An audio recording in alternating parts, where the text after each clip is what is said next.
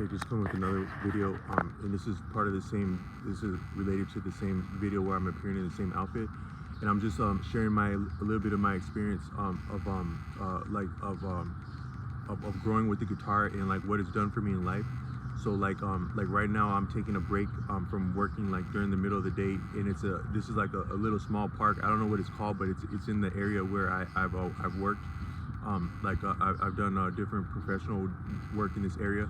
I just pulled over because it looked like a cool place, but a lot of things are really enjoyable. A lot of life opens up with an instrument. Like people would appreciate, like if you became familiar with the instrument, like you might look cool, or you might have like romantic opportunities or social opportunities.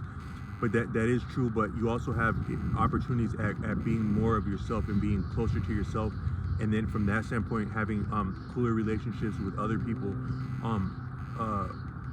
Like I did another video where I was saying that one thing that might be intimidating about someone that had like some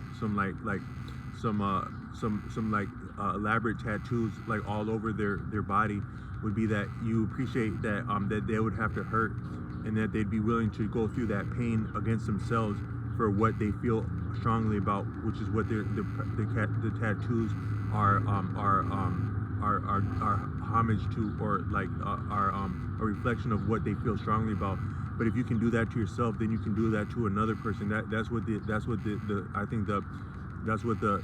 conscious, subconscious, and unconscious, and they say nothing's entirely conscious or unconscious, but the different grades of consciousness, you can appreciate that looking at someone with a lot of tattoos, is that if they're willing to undergo through that pain against themselves, they can do that against another person. And but there's tattoos are deeply spiritual. According to the Navajo elder teachings on YouTube, is that tattoos are very profound, and they actually open up portals. Now, like some people would say, like what do you mean a portal like that? But a portal doesn't, when you're talking about like going between, like in spiritual terms, spiritual, for lack of a better word, what I'm reaching for with spirituality, maybe I could just say that as causation, efficient cause to an effect, and emotion that is that contains initiative, maybe an impetus of self-confirmed and initiated initiative to really act, and then have it a reciprocal or a congruent effect and outcome from that can be deeply spiritual, because whatever ramifications come from such an action would have real implications within and beyond what we appreciate as life and death, in that it can affect outcomes of living, and maybe who may live and not live as a function of who is allowed to live and not live, as a function of the actions that we do that are efficient in creating an outcome of some kind. So all I meant to say, I'm getting more technical than I probably have a background for. What I meant to say is you have a certain appearance, and someone walks by you with that appearance. The way they engage you or choose not to engage you can affect your very experience that you have right there between the two of you, or experience that you don't have right there between the two of you, and then an experience that both you and any number of other people also have and don't have, as a consequence of the experience that you had or didn't have, somewhat based on your appearance. That would be an appreciation of a portal that just opened, because it's a portal of outcome, eventuality, fate, vicissitude, the waverings of fortune and misfortune, blessing and suffering. A lot of that can be transverse in something as would seem simple as appearance. I don't think there's anything light about appearance, because if you look at what it takes to pull off an appearance, what goes into pull off an appearance, but also what can accost us, or what we can suffer or gain as a function of our appearance, nothing's light about that. So like you see a person that's generally healthy looking, a lot of people had to suffer. Like I'm sitting here in relative health. According to Osho, health is when you're not aware of yourself, when you're not aware of health.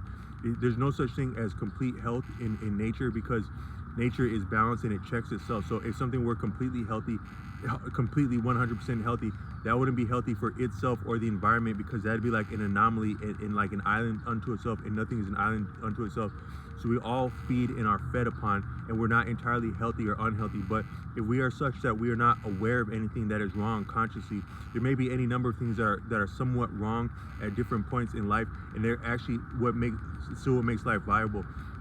You have different things in your body that could be appreciated as toxic or virus or whatnot, and or like a bacteria or whatnot. But it's a composite. It's like a compost. The composite aggregate greater than some of its parts that's viable for this opportunity that we have to be alive and experience a sensation of health, or maybe the lack of sensation of health is what is health. It's just that no, I'm sorry, I didn't mean to say that egregiously, but just not being aware that anything had been wrong is what is a lot of health. But there would have to be a lot of sacrifices that would have to go into that. Like for me, myself, painstaking, backbreaking sacrifices that my family has made, especially my mother, but all my family, just to have the standpoint of being in relative health, because again, it's relative. But that'd be the same with an appearance. So whatever appearance I may or may not have would be a function of a lot of sacrifice and effort and labor and mercy and love, and also challenge and dishonesty and bad faith. All that together, is nothing easy about that, is an appearance. But so these appearances, they can be somewhat portals, and like a tattoo would be like that. So according to the Navajo elder teaching, and I think the word for that nation is Diné, and that Navajo might be a Spanish appropriation of that, according to that same channel, is that the tattoos in times of worship had been like painted on so that they wouldn't linger permanently, because it can be, according to that standpoint, it can be a detriment if a tattoo didn't serve a person to have it permanent. But yet, if a person felt strongly enough about something to have a permanent tattoo, I stand down and I commend that and I salute that. If you feel strongly enough about something to convey that to yourself and to life for life, there's nothing light about that, and there's nothing fake about that if that's how someone feels about something. But then on another angle, a guitar can be like that, where something like guitar, it makes us, you know, I can be at a park like this and enjoy a lot of times I lived a lot of my life up until almost about 4 decades not tasting very much of anything of satisfaction. I've had a few romantic flings. I've had some success in sports. I've had some successes professionally. I've had some opportunities that would appear lucrative for a while, but most things exist in a cycle. So as soon as something goes up, that's the means of it coming down, and something going down is the means of it coming up. So we're never all the way out of the woods as long as we're in this life. And you can go to another place across the state or across the country near another set of woods or deserts, but yet you're again in the woods again there. And it's not too long till you get up in the cycles of that woods. So we get to enjoy what we get to enjoy while we get to enjoy it within these different dynamic cycles that are both profound, sublime, and deadly and costly. But one time that I did taste satisfaction is when my guitar teacher wanted me playing constantly like a smoker, but I actually didn't have the means to do so in my living space at that time, which was an inspiration and an impetus for me to get into my own living situation and be far better off. Something I should have done, would have done, could have done, but didn't do until I met a man like this. But playing the guitar allows you to be closer to yourself and more closer to what you're thinking and feeling. It's so responsive that you would wonder if it's not being accessed by your by something of who you are when you touch something that sensitive. But it can allow you to experience peace. Like I lived for a long time far away from, I didn't have peace. I actually had circumstances that would deprive a person of peace.